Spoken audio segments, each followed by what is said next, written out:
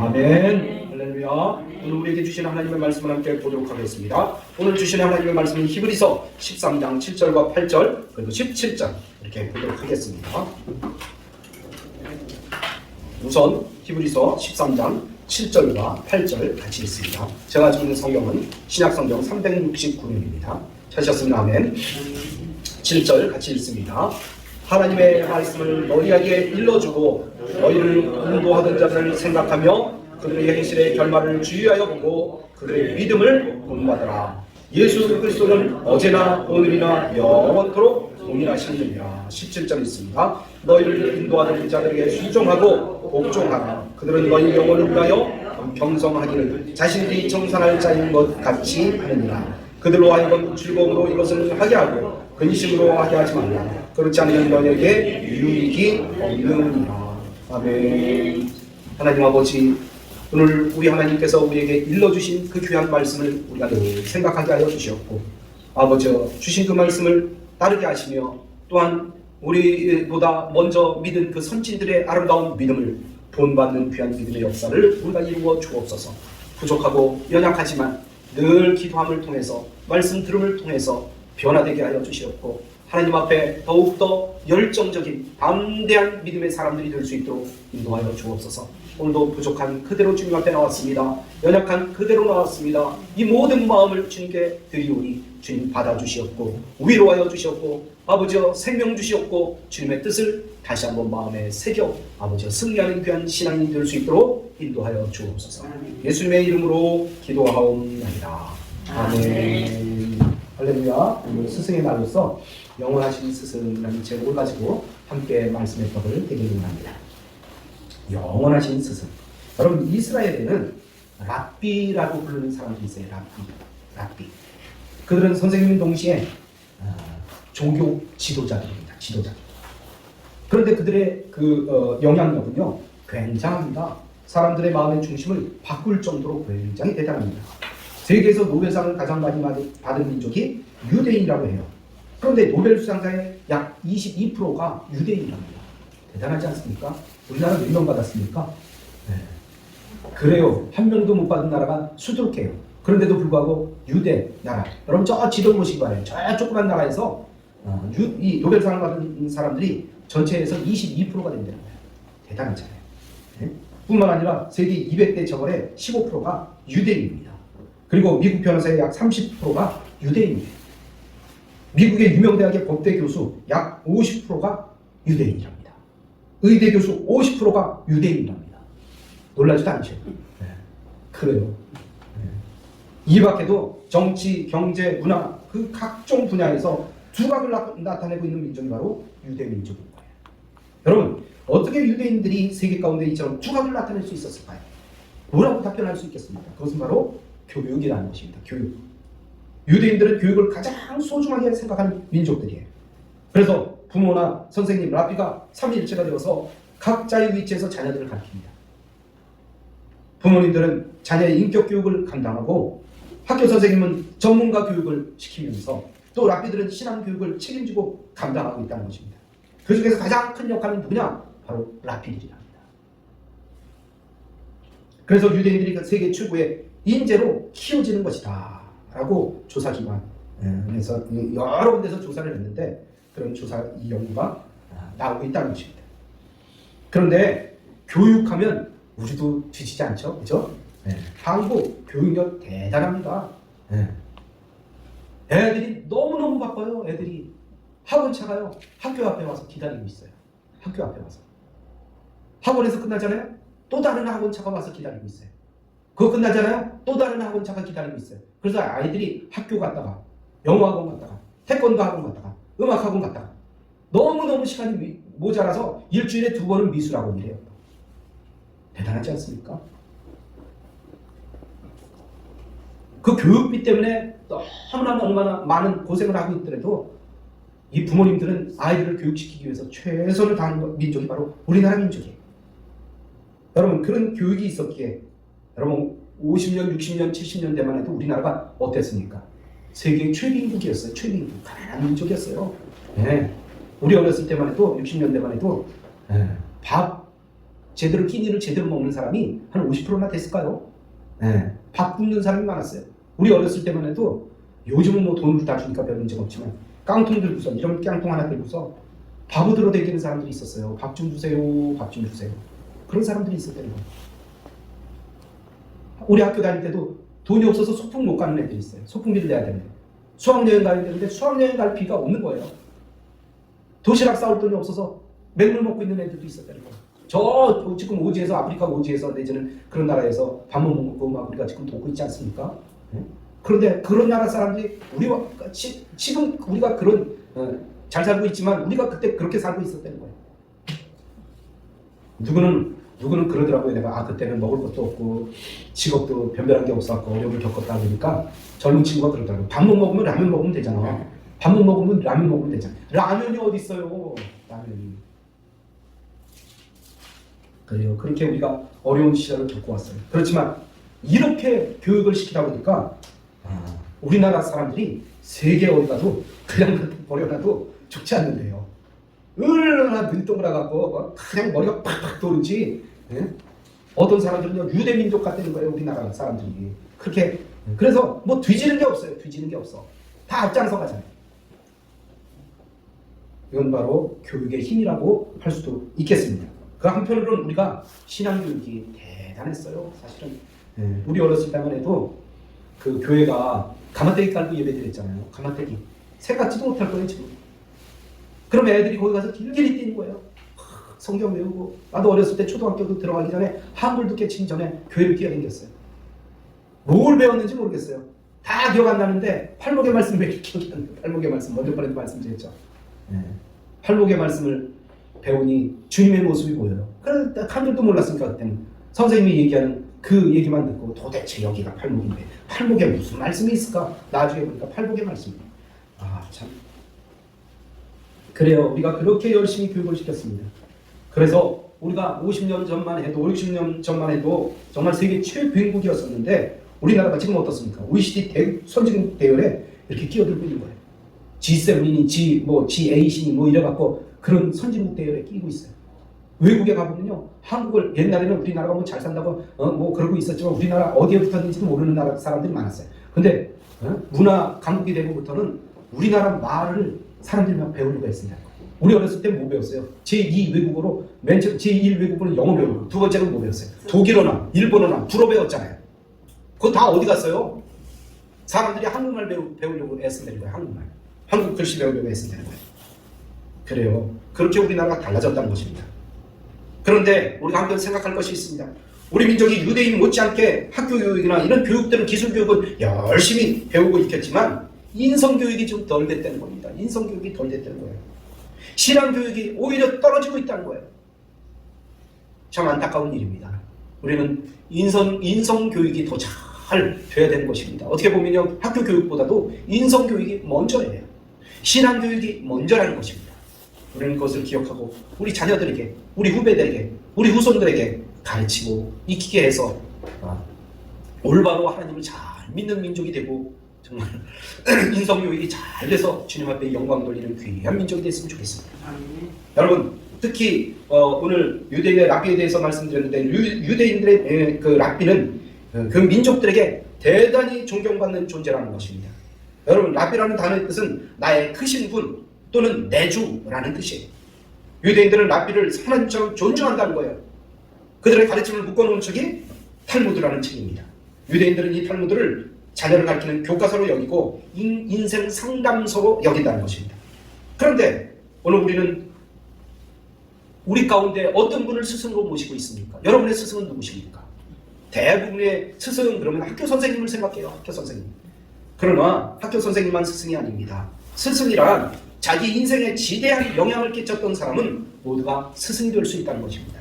그렇다면 하나님이 세워주신 우리의 영원한 스승은 누구일까요? 오늘 주신 본문의 말씀을 살펴보면서 함께 은혜를 나누길 원합니다. 하나님이 세워주신 우리의 영원한 스승은 바로 첫 번째 예수님이십니다. 할렐루야. 예수님은 하나님이 세우신 우리의 영원한 스승이 되신다는 것입니다. 예수님은 하나님이 우리에게 보내신 가장 완벽하고 온전하신 분이시라는 것입니다. 예수님은 하나님의 아들로 성부와 하나님, 성령 하나님과 동등하신 성자 하나님이 되신다는 것입니다. 그 땅에 그분이 이 땅에 우리를 구원하시려고 신성과 인성을 가지시고 오셨다는 것입니다. 그래서 우리에게 완벽한 참 하나님, 참 인간의 모습을 보여주셨습니다. 그분은 하나님으로서의 권위와 특권을 가지신 분이십니다. 그런데 예수님께서는 우리를 구원하시기 위해서 그 모든 것을 내려놓으시고 이 땅에 오셨다는 것입니다. 여러분, 그런 우리 예수님께서는 소원이 한 가지가 있어요. 그 소원은 무엇이냐? 타락한 우리 인간이 죄사함 받아서 하나님 자녀의 형상을 회복하는 것입니다. 그래서 하나님과 우리가 온전한 교제를 하는 것입니다. 또한 예수님은 우리의 완전한 스승으로 우리의 모델로 오신 거예요. 이렇게 믿어라. 그래서 예수님께서 뭐라고 말씀하셨습니까? 나를 본받으라 그랬어요. 나를 본받으라. 사람은 누구나 함께 살아가는 누구에게 크고 작든 영향을 미칩니다. 그래서 그렇게 영향을 미치는 분을 누구라고 하느냐? 바로 스승이라고 합니다. 성경에 보면 모세의 스승은 누굽니까? 모세의 제자는 누굽니까? 모세는 여호수아에게 스승이 되었습니다. 그렇잖아요. 모세가 여호수아를 가리켜서 그를 지도자로 세웠잖아요. 사무엘은 다윗의 스승이잖아요. 엘리야는 엘리사의 스승이 되었잖아요. 사도 바울은요, 디모데의 영적 아버지가 되고 스승이 되었습니다. 우리 주변에도 훌륭한 스승이 있을 것입니다. 그러나 사람들은 스승으로서 완벽하지 못합니다. 완전하지 못합니다. 때로는 엄청난 스승으로 존재하기는 하지만 인간이기에 실수합니다. 그래서 사람 중에는 완벽한 스승이 없다는 것입니다. 다만 예수 그리스도 우리 주님만이 우리의 완벽한 스승이 되신다는 것입니다. 그래서 우리는 스승이신 주님의 뜻을 따르고 배우고 익히고 순종해야 된다는 것입니다. 오늘 히브리서 13장 8절의 말씀을 보면 예수 그리스도는 어제나 오늘이나 영원토록 동일하시다고 말씀합니다. 그래요. 옛날이나 지금이나 예수님의 말씀이 달라집니까? 안 달라져요. 이 말씀은 무슨 뜻이냐? 우리 스승이신 예수님은 변함이 없는 영원한 스승이라는 거예요. 한 번 말씀하시면 그 1.1획도 그 말씀이 변함이 없으시다는 거예요. 그러기에 마태복음 11장 29절에서 우리 주님께서는 뭐라고 말씀하십니까? 내게 배우라고 그랬어요. 내게 배우라고. 나는 마음이 온유하고 겸손하니 나의 멍에를 메고 내게 배우라. 그리하면 너희 마음이 쉼을 얻으리니. 이렇게 말씀하고 있어요. 우리가 주님을 따르다 보면 자신도 모르게 닮게 됩니다. 여러분 그렇잖아요? 네. 가수 따라다니면요 가수가 돼요. 가수 됩니다. 어떤 사람이 옆에서 계속 가위질하는 고물장사를 따라다녔대요. 가위질 얼마나 잘하냐 가위질. 그렇잖아요. 옛날에 가위 2개 들고 고물장사들이 그러면서 가위를 치면서 다니다. 그래 그 사람이 와서 집에서 하는 일이 뭐냐? 가위질 연습이야 가위질. 결국엔 뭐가 됩니까? 고물장사 되는 거예요. 고물장사 되는 거예요. 어떤 분이 책을 얼마나 좋아하는지, 책 읽기를 얼마나 좋아하는지 옆에서 보니까 같이 책을 읽어요. 어린아이가 같이 책을 읽어요. 그러다 보니까 학자가 돼요. 여러분 옆에 사람 따라다니면요 옆 사람도 닮게 돼 있어요. 옛날에 어느 목사님이 서울에서 홍천으로 이사를 가시는데 이삿짐을 다 싸놓고 옛날엔 좀 오래 걸렸잖아요. 그 짐을 다 실었는데 그 앞에 그 운전사 옆에 누가 탑니까? 누가 타죠? 집주인이 타잖아요. 어디로 가야 가르쳐줘야 될 거 아니에요. 지금이야 뭐 내비게이션이 있으니까 어디로 가라고 얘기하지만 그래도 주인이 옆에서 다 선탑을 하고 이제 가는데 한 3시간, 4시간을 달려대는데 그 운전사가 계속 노래를 부르는 거예요. 노란 샤스를 계속 불러대는 거예요. 노란 샤스 입은 말없는 그 사람이 그러면서 계속 그 노래를 부르는데 목사님이 그날 이제 이사를 가갖고 그날 교회에서 말씀을 성경책을 다 갖고 들어가는데 노란 샤스 목사님이 그러고 들어갔다는 거예요. 옆에 있으면 옆 사람을 배워요. 옆 사람을 배워요. 나도 모르게 거기 물이 든다는 거예요. 그러므로 우리는 누구를 따라가야 됩니까? 온전한 사람을 따라가야 돼요. 온전한 사람을 따라가야 돼요. 나도 모르게 닮게 되기 때문입니다. 이런 면에서 사도 바울은 정말 대단한 분입니다. 고린도 전서 11장 1절에 보면 내가 그리스도를 본받는 자 된 것 같이 너희는 나를 본받는 자가 되라 이렇게 말씀하고 있어요. 어디서 사도 바울의 이런 당당함이 나왔습니까? 어떻게 감히 나를 배우라고 그래? 네? 그거 참 어떻게 보면 교만할 수도 있는 거예요.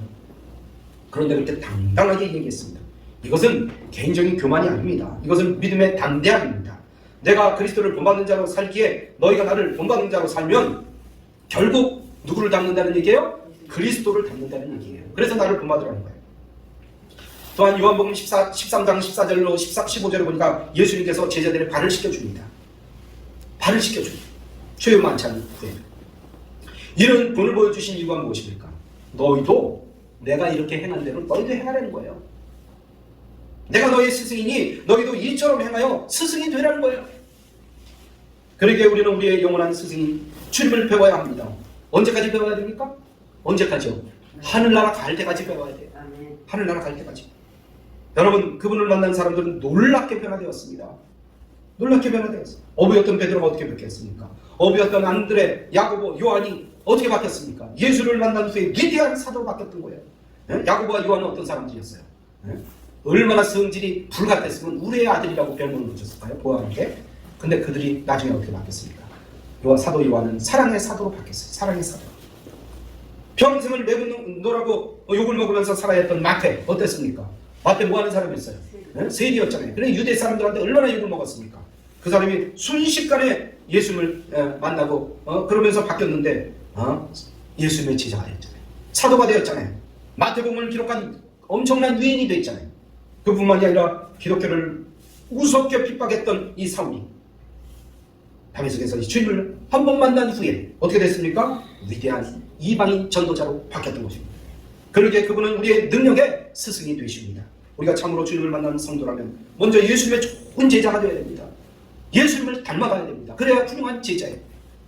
만약에 예수님을 믿는다 하면서도 예수님의 성품과 예수님의 말투와 예수님의 모습을 바뀌지 않는다 그러면 그분은 잘못 믿는 거죠. 잘못 따라가는 거예요. 그러므로 우리는 예수님을 닮아가야 됩니다. 옆 사람하고 인사합니다. 예수님을 닮읍시다. 예수님을 닮읍시다. 그럼 옆 사람이 듣고서 뭐라고 얘기해서요? 얘기해야 됩니까? 정말? 정말? 진심이야?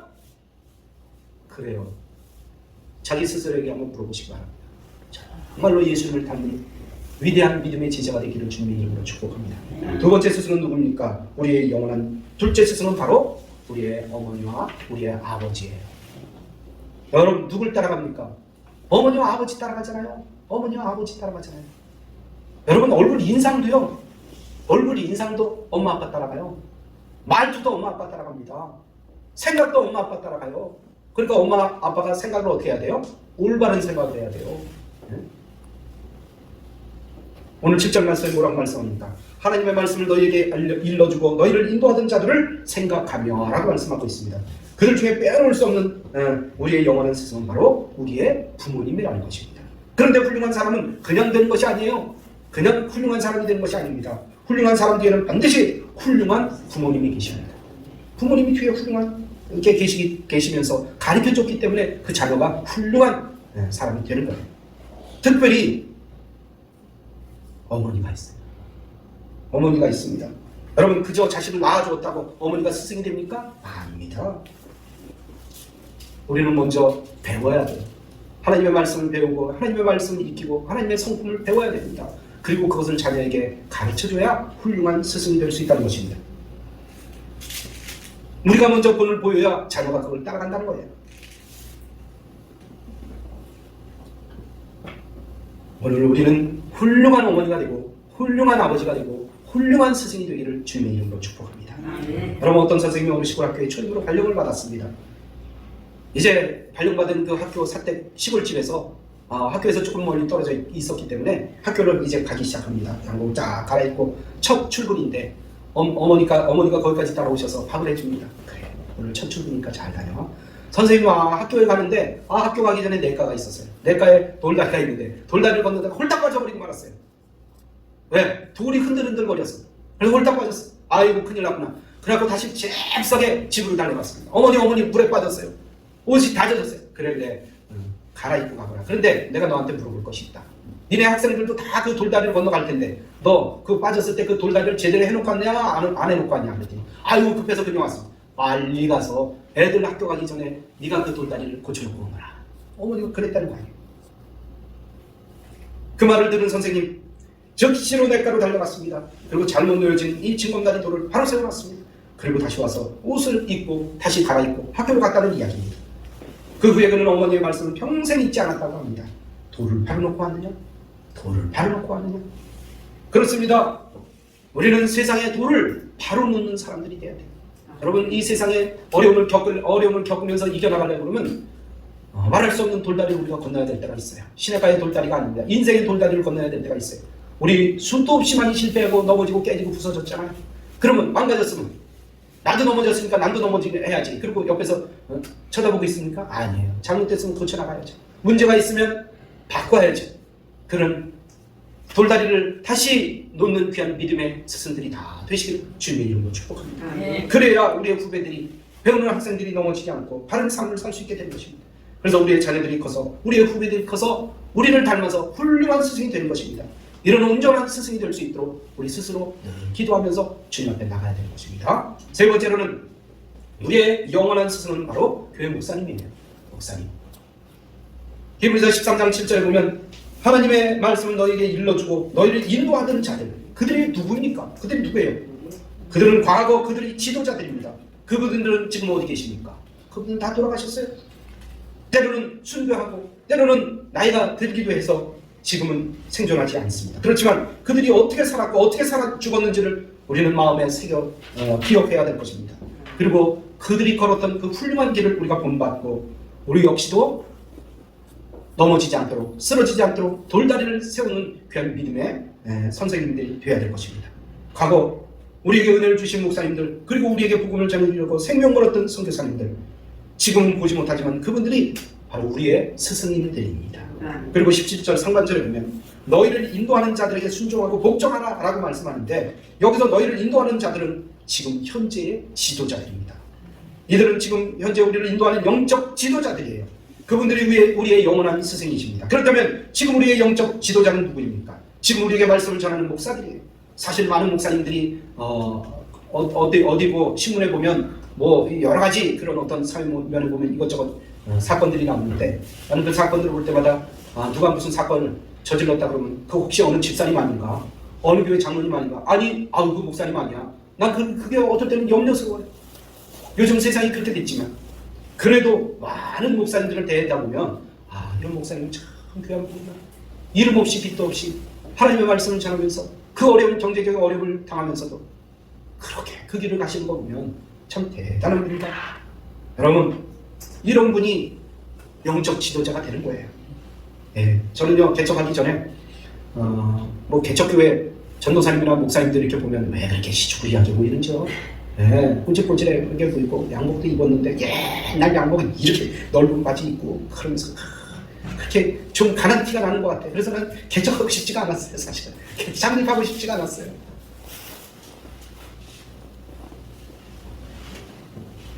그랬는데 내가 이 길을 또 못 가게 됐잖아요. 근데 하나님께서 인도해 주시니까, 하나님께서 축복해 주시니까 여기에 이 길에 담대하게 쓸 수 있는 것입니다.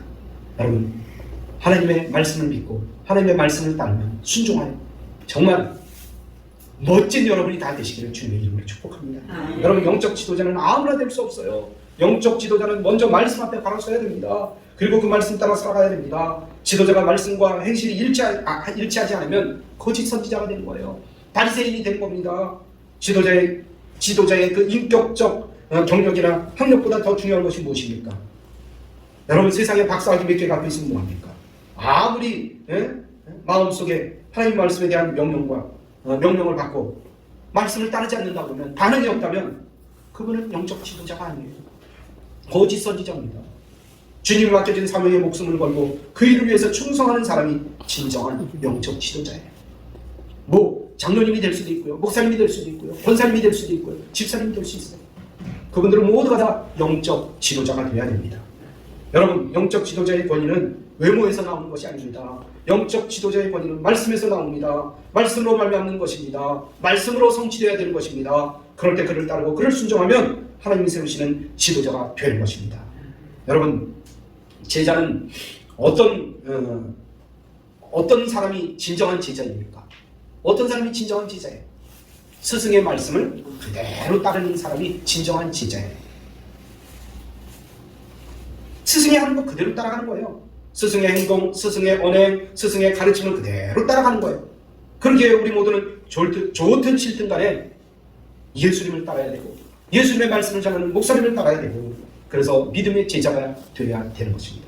그리고 주의 종들이 그 일을 즐겁게 할 수 있도록 옆에서 늘 도우며 함께 기도하며 순종하며 협조하고 따라가야 되는 거예요. 오늘 17절 하반절을 보면 이렇게 쓰여져 있습니다. 그들은 너희 영혼을 위하여 경성하기를 자신들이 청산할 자인 것 같이 하느니라. 그들로 하여금 즐거움으로 이것을 하게 하고 근심으로 하게 하지 말라. 그렇지 않으면 너희에게 유익이 없느니라. 여러분, 목사가 성도를 지도하고 이끌어준다는 것은 결코 쉬운 일이 아니에요. 이 작은 교회지만 나는 늘 기도하면서 새벽마다 기도하면서 우리 성도 중 누군가가 한 사람이라도 뭐 몸이 아프다거나 뭐 하다가 뭐가 잘 안 되거나 이러면요, 아, 목사가 제대로 기도하지 않아서 그런가 그런 마음이 들 때가 있어요. 내 마음. 그래서 아침마다 새벽마다 막 피곤해도 쫓아나와서 기도하는 거예요. 막 어떨 때는 피곤해서 자고 싶어요. 그런데도 막 일어납니다. 눈은 부릅뜨고 일어나요. 어떨 때는 막 늦기도 해요. 그러면서 계속 나와서 기도합니다. 여러분, 새벽마다 여러분이 알는지 모르지만 여러분의 이름이 내 입속에 계속 내가 늦거리고 기도하고 있다는 거예요. 여러분, 그걸 기억하셔야 돼요. 안 되면 안 될수록 그분은 더 기도할 거예요. 내가 거기에 몸이 아프거나 뭐가 문제가 있거나 그러면 그분을 위해서 계속 기도하는 거예요. 난 학교 다닐 때요, 우리 선생님이 그때는 초등학교 학생이 100명 가까이 됐잖아요. 한 반에. 대단했죠. 90명에서 100명 있었어요. 늘 내 마음속에 의심하는 것이 무슨 어떤 의심이 되냐면 선생님이 내 이름을 알까? 이렇게 많은 어린애 중에서 나 말없이 가만히 앉아있는데 나를 알까 선생님이? 그게 그들 고민이었어요. 난 얌전하고 저 뒤에 앉아있거나 저 옆구리에 앉아있기 때문에 선생님이 내 이름을 한 번이라도 불러준 적이 없어요. 그래서 내가 늘 의심했던 게 선생님이 나를 아나? 길거리에서 만나면 우리 반 학생이네? 그거 아나? 그게 늘 궁금했어요. 근데요, 내가 우리 교인들 여기 다 앉아있는 사람들 또 우리 교회에 왔다 간 분들 그만둔 분까지 이름을 다 기억하고요. 내 머릿속에 있대요. 한 번이라도 왔던 사람들 다 내 머릿속에 기억합니다. 새벽마다 그분들을 위해서 이름이라도 한번 불러가면서 계속 기도하고 있다는 사실. 여러분, 그럴 때 믿음의 리더자가 되는 거예요. 영적 지도자가 되는 거예요. 그냥 되는 게 아니에요. 이처럼 목사는 영적인 책임이 있다는 것입니다. 성도들은 목사님이 이 무거운 짐을 질 때 힘들고 고통스러워하지 않도록 함께 기도하는 것이 가장 귀한 것입니다. 새벽마다 함께 기도한다는 것이 얼마나 중요한지 몰라요. 나 혼자 기도하는 건 줄 알았는데 여러 사람이 몇몇 사람이 와서 기도할 때 아주 막 힘이 납니다. 새벽에 마저 성령 충만해져요. 여러분, 그런 힘이 작은 불꽃이 점점 모아질 때 큰 불을 일으키듯이 그런 아름다운 믿음의 역사를 이루어가는 겁니다. 여러분, 목사는 성도의 복의 통로가 됩니다. 우리 모두가 유익을 누리게 하기 위해서 하나님이 세우신 영원한 스승입니다. 목사는 우리 삶에 하나님의 복이 임하게 돕는 선생님이 됩니다. 그렇게 우리 모두가 하나님 앞에서 복된 생활을 하려면 목사님을 가까이 하고 함께 기도하면서 함께 하나님의 일을 짐지고 나가기를 주님의 이름으로 축복합니다. 그러면 하나님의 복이 그에게 임하는 것입니다. 결론의 말씀을 드립니다. 믿는 성도의 가장 좋은 스승은 누구라고요? 예수님이십니다. 그리고 우리의 부모님도 영원한 스승이고 목사님도 영원한 스승이 되십니다. 하나님께서는 우리의 모든 유익을 위해서 그런 좋은 스승을 세워주셨어요. 그런데 오늘날의 문제는 무엇이냐? 스승도 문제지만 제자가 스승을 스승으로 보지 않는다는 거예요. 우리 모두가 진정한 복을 누리려면 하나님이 세우신 스승을 바르게 따르고 바르게 배우고 바르게 익히고 따라가야 된다는 것입니다. 그래야 삶이 평안하고 복이 넘치는 귀한 삶을 살 수 있다는 것입니다. 우리 모두 이를 다시 한번 마음에 깨닫고 온전한 주님을 따르며 부모님의 말씀에 순종하고 목사님의 말씀을 따르므로 평생 복된 삶의 승자가 되기를 주님의 이름으로 축원합니다. 할렐루야. 이 말씀 생각하면서 하나님 앞에 간절한 마음으로 기도하는 시간 같습니다.